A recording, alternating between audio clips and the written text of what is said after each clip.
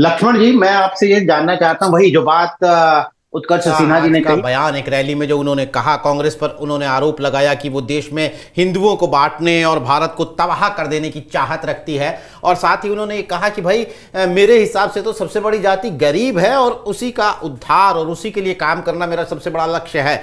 तो एक तो हिंदुत्व की छतरी थी जिसके नीचे बीजेपी ने तकरीबन सभी जातियों को एक साथ लाकर खड़ा कर दिया था, ज्यादातर जातियों को लाकर एक साथ खड़ा कर दिया था।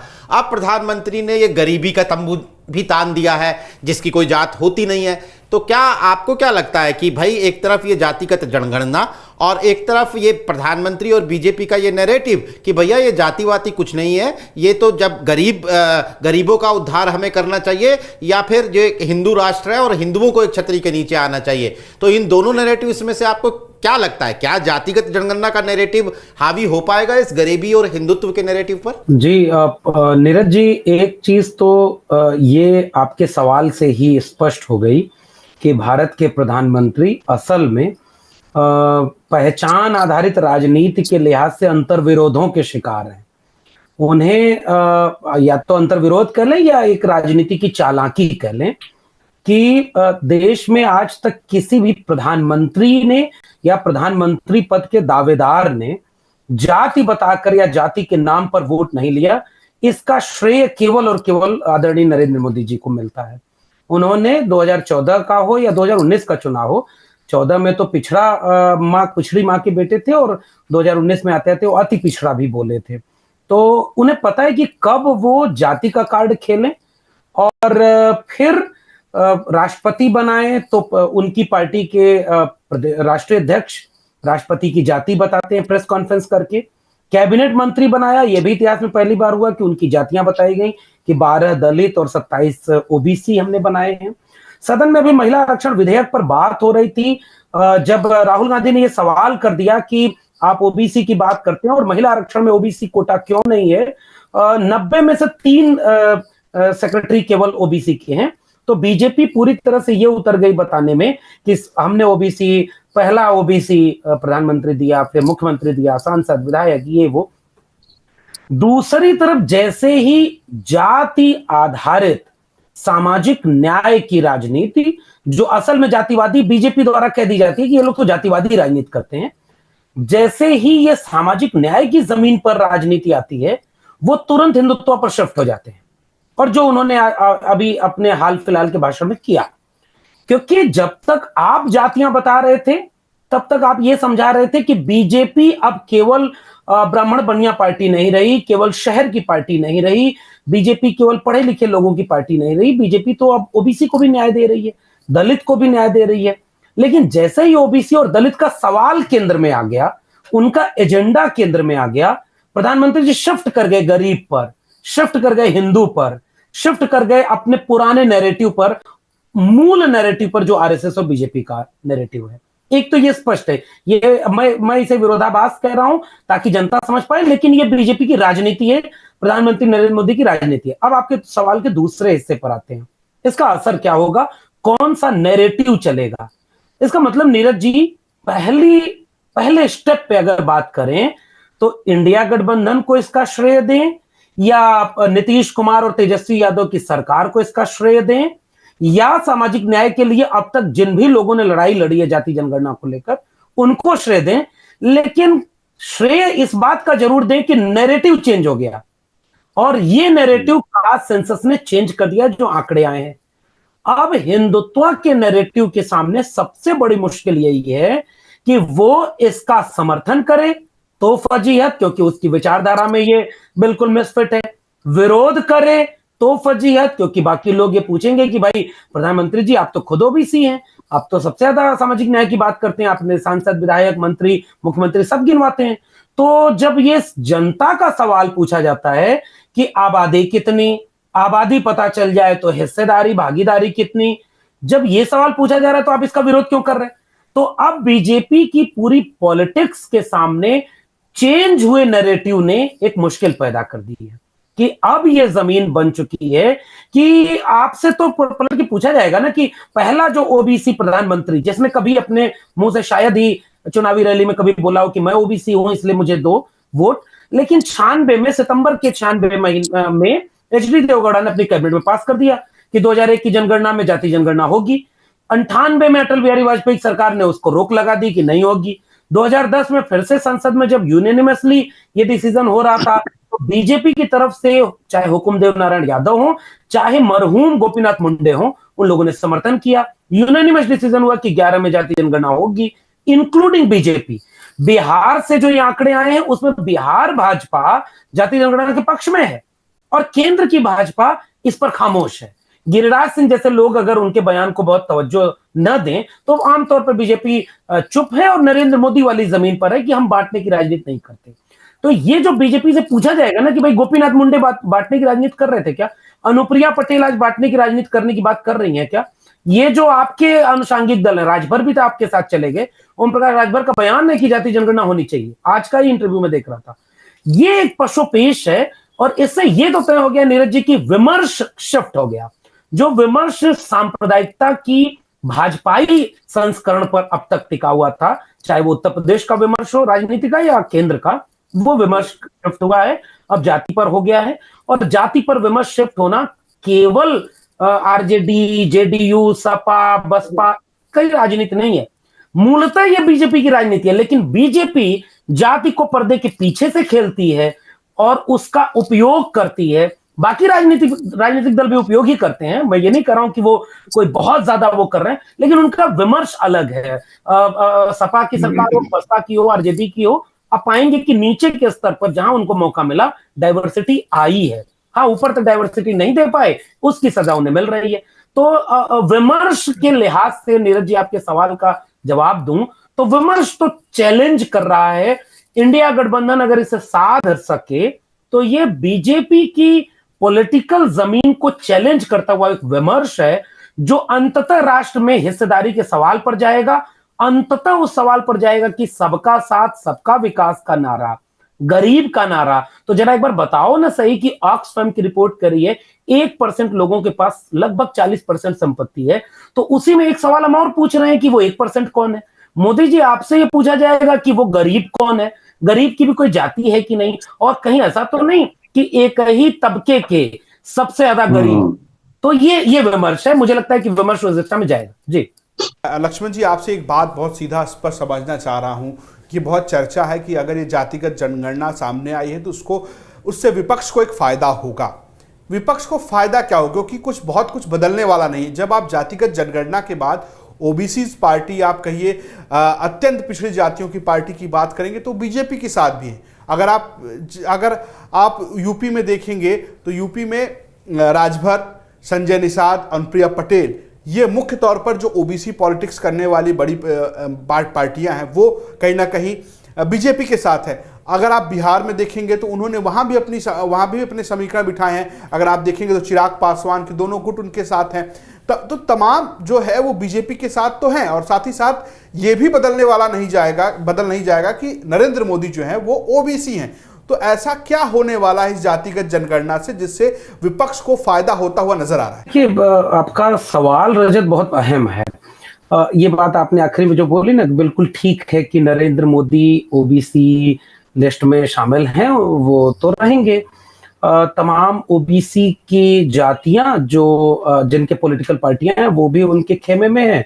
तो इस जनगणना के आंकड़े आने के बाद तो वो वापस आकर के इंडिया गठबंधन ज्वाइन नहीं करने वाले, ऐसा कुछ बदलाव नहीं आ रहा।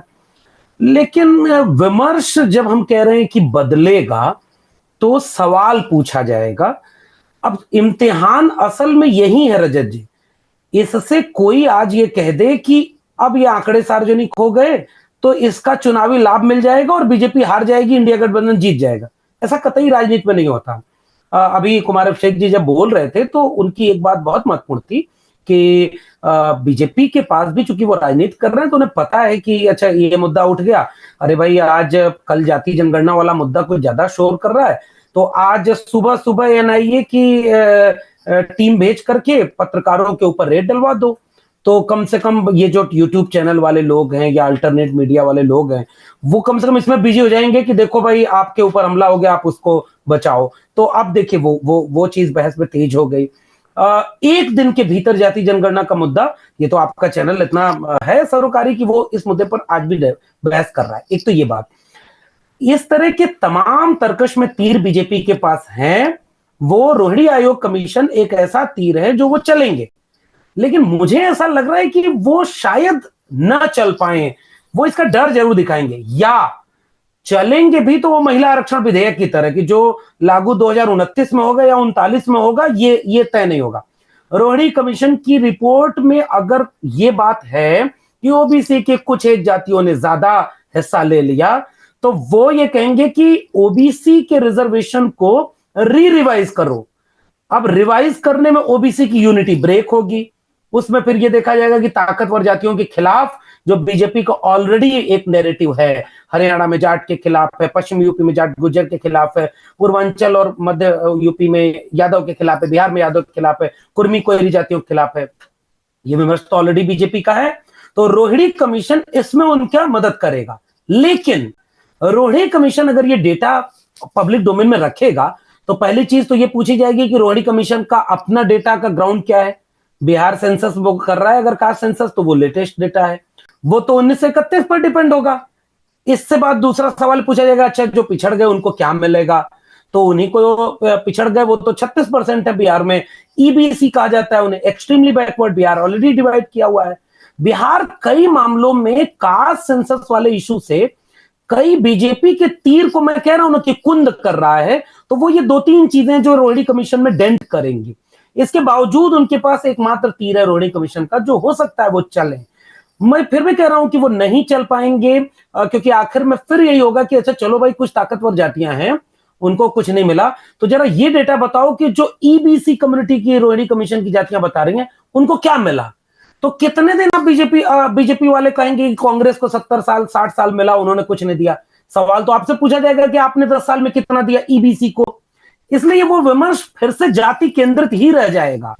इसलिए कुमार अभिषेक जी की बात की इस वाले हिस्से से मैं ज्यादा सहमत हूं कि वो किसी और ग्राउंड पर नैरेटिव ले जाना चाहेंगे। वो ग्राउंड होगा राम मंदिर का, वो ग्राउंड होगा यूसीसी का, ये सारे काम करेंगे। एक तो इससे वो इस डैमेज को कंट्रोल करने की कोशिश करेंगे। नंबर 2, रजत भाई आपके सवाल में था कि ढेर सारी जातियां, जैसे बिहार में जीतन राम मांझी उनके साथ हैं, यूपी में अब राजभर आ गए, अनुप्रिया पटेल हैं, निषाद की पार्टी है, ये सब इनके पास हैं। लेकिन मैंने जब शुरू में कहा ना कि अभी इम्तिहान बाकी है, विमर्श सेट होता है कि चलो भाई ये एक सरोकारी मुद्दा है कि किसकी कितनी संख्या है, उसको कितनी हिस्सेदारी मिली हुई है। अब इस विमर्श के बदलने को आम जनता तक ले जाने में ये लोग कितने कामयाब होते हैं, सारा इम्तिहान इससे तय होगा कि ये वोट पर कितना असर करेगा।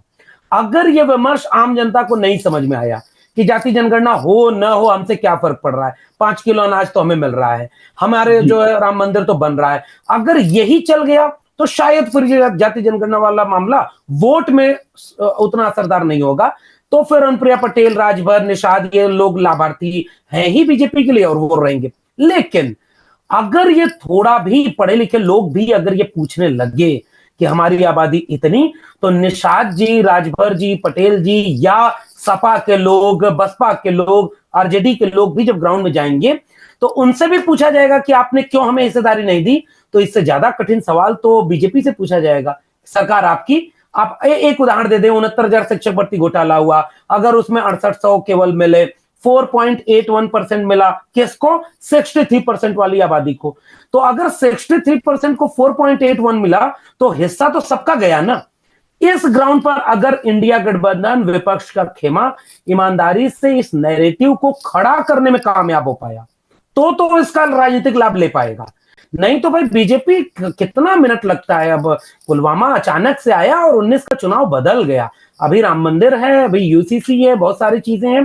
तो जरूरी नहीं है रजत भाई कि अनुप्रिया पटेल और निषाद के भरोसे ही बीजेपी चुनाव लड़ेगी। वो और भी कई तर्कश के तीर चलेगी और वो चाहेगी कि जाति पर राजनीतिक बहस हो ना, क्योंकि किसी भी एंगल से अगर अनुप्रिया पटेल भी बोलेंगी, निषाद भी बोलेंगे, राजभर भी बोलेंगे, तो भी बहस तो जाति पर हो रही है। और अगर बहस जाति पर होगी तो निश्चित रूप से इसमें बीजेपी का नुकसान है। इसलिए बहस का ग्राउंड बीजेपी चेंज करेगी, वो उसे धर्म पर ले जाएगी, सांप्रदायिकता पर ले जाएगी या राष्ट्र पर ले जाएगी। That's it. डॉक्टर यादव, कि भाई क्या पिछले 30 साल में ओबीसी को 27% आरक्षण नहीं मिला क्या मंडल आयोग की सिफारिशें लागू होने के बाद?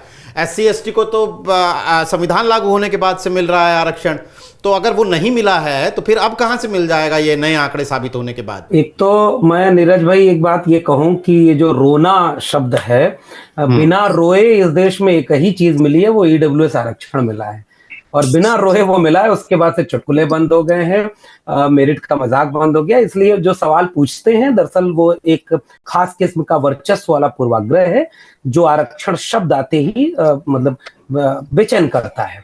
एक तो ये बात। दूसरी बात इस तरह के सवालों में ये होती है कि असल में ढेर सारी आबादी अपने हित के मुताबिक सूचना इकट्ठा करती पड़ती है। जिन बातों से उनके उसकी सूचनाएं, उनका तथ्य उन्हें पता ही नहीं होता। मिसाल के तौर पर जो आरक्षण लागू हुआ, कब लागू हुआ, कैसे लागू हुआ, इसका इतिहास बहुत लंबा है। केवल नौकरियों में एक मंडल कमीशन की रिकमेंडेशन में एक थी जो बीपी सिंह ने लागू की, दूसरी अर्जुन सिंह ने लागू की नौकरी में आरक्षण की, दूसरी लागू हुई 2006 में, पूरा हुई 2009 में, 9% करके लागू हुई। 1990 में जो लागू हुई थी, कोर्ट केस हुआ, 93 में वो मिली।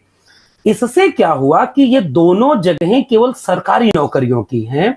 इन सरकारी नौकरियों में जहां लिखित परीक्षा होती है, उन जगहों पर प्रतिनिधित्व निसंदेह बढ़ा है, निसंदेह बढ़ा है, क्योंकि लिखित परीक्षा में उतनी सीटें आरक्षित हैं, आपको उतनी सीटों पर उन्हीं कैटेगरी के लोगों को रखना होगा। लेकिन जहां भी नियुक्तियां इंटरव्यू पर होती हैं, मिसाल के तौर पर हायर एजुकेशन जो विश्वविद्यालय जहां से मैं आता हूं, वहां कोई बाध्यता नहीं है। 50% यूआर की सीटें होती हैं। इसका मतलब ये होता है कि वो अनरिजर्व्ड है। 200 पर, थोड़ा सा टेक्निकल मामला हो रहा है लेकिन मुझे बताना जरूरी है क्योंकि रोना शब्द आ गया। जैसे 100 लोगों का कैंपस है, 100 लोगों में से मान लीजिए कि 100 लोगों में से 80 नौकरी पर परमानेंट है, 20 नई नौकरी बनी हुई है, तो हर चौथी पोस्ट ओबीसी को जाएगी। अगर ओबीसी रिजर्वेशन मिला तो 85 लोग पहले से काम कर रहे हैं, उनमें जो चौथी पोस्ट पर जाएंगे 27%, वो सारे तो वहां पर कास्ट लोग काम कर रहे हैं। इस जगह इस नियम को कहा गया शॉर्टफॉल, यानी अगर आपकी आरक्षित सीट पर कोई पहले नियुक्त हो गया है तो शॉर्टफॉल वो चली गई पोस्ट, यानी अगली पोस्ट जैसे ही कोई आएगी वो पहले शॉर्टफॉल को फुलफिल करेगी। फिर अगर ड्यूरेशन ऑफ टाइम अपॉइंटमेंट का बढ़ रहा है तो बैकलॉग आएगा। शॉर्टफॉल और बैकलॉग अगर इंप्लीमेंट नहीं होगा तो रिजर्वेशन कभी भी 27% पूरा नहीं होगा। आज भी इसीलिए एकेडमिया में क्या हाल है, 97% पोस्ट प्रोफेसर की केवल अपर कास्ट के लोग हैं, जिनकी आबादी 3% है, और 4% केवल ओबीसी प्रोफेसर एकेडमिया में आज सेंट्रल यूनिवर्सिटीज के हैं। तो रिजर्वेशन इंप्लीमेंट कैसे होता है, असल में ये हमने ट्रेनिंग नहीं दी अपने सोसाइटी के नागरिकों को, इसलिए वो अपने जातीय हितों के मुताबिक सोचते हैं। जिन्हें आरक्षण मिलता है उन्हें भी बहुत सारी किस्से कहानियां नहीं पता है। एक तो ये पूरा विमर्श इस तरह से चलेगा। एक चीज जो कुमार अभिषेक जी ने जो उठाई है वो बड़ी महत्वपूर्ण है, जिस पर बात भी होनी चाहिए। इस पर जो लोग पहले जाति जनगणना के विरोध में थे वो लोग भी ये तर्क देते थे कि जो लोग जाति जनगणना का समर्थन कर रहे हैं उन्हें भी इस बात का अंदाजा नहीं है कि जिन जातियों की ताकत से उनके राजनीतिक हित सध रहे हैं, कल को अगर उन्हीं जातियों का ओवर रिप्रेजेंटेशन मिला तो फिर तो ये उनका नुकसान करेगा।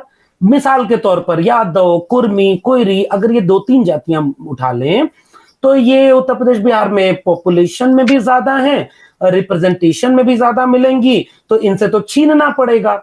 अब इसका मामला ये होता है कि ये किस पोस्ट पे, मान लीजिए सिपाही में ओवर रिप्रेजेंट कोई है तो आईपीएस वाले में भी हिस्सा छिन जाएगा?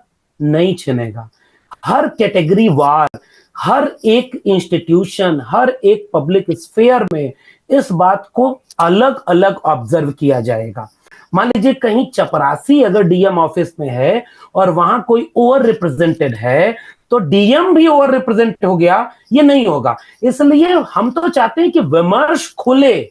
जिन जगहों पर जो जातियां अपनी आबादी या हिस्सेदारी से ज्यादा पा रही हैं उनको वहां कुछ देर के लिए रोका जाए, निसंदेह रोका जाए, और जो बिल्कुल नहीं पाई, जिन तक ये बात पहुंची नहीं है, उन्हें हम आगे बढ़ाएंगे। इसका एक बाकायदे एक पूरा चॉकआउट प्लान होता है। मंडल कमीशन की रिपोर्ट अगर पढ़ी जाए वो बाकायदे ये होती है। जेएनयू एक इंस्टीट्यूशन है जो डिप्रिवेशन इंडेक्स बनाता है, और मेरा बार बार ये सुझाव होता है आरक्षण के सुधार के लिए, आप डिप्रिवेशन इंडेक्स बना लेंगे, 3-4 उसके पैरामीटर होंगे, उन पैरामीटर में जो आगे होगा उसको वेटेज कम देंगे, जो उस पैरामीटर में कमजोर होगा उसको वेटेज ज्यादा देंगे। जैसे जेएनयू अपने एंट्रेंस एडमिशन में ये फॉलो अप करता है। मंशा ठीक होनी चाहिए।